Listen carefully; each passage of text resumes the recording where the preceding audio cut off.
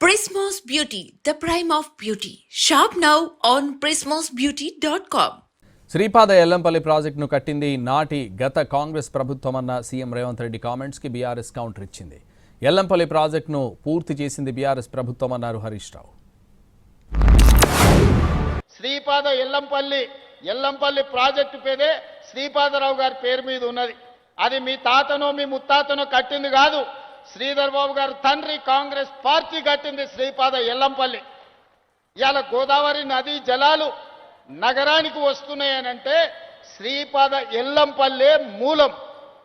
అక్కడి నుంచే గోదావరి జలాలను పట్టుకొని హైదరాబాదు నగరానికి మనం ఈరోజు తరలిస్తున్నాం.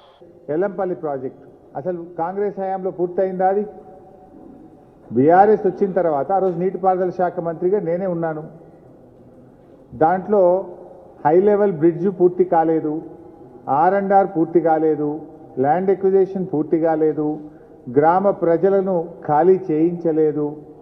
బీఆర్ఎస్ వచ్చిన తర్వాత ఎల్లంపల్లి ప్రాజెక్టు మీద 2052 కోట్ల రూపాయలు ఖర్చు పెట్టి ఆ ప్రాజెక్టును పూర్తి చేసి 2016 సంవత్సరంలో పూర్తి స్థాయిలో 20 టీఎంసీల నీళ్లు నిలిపాం.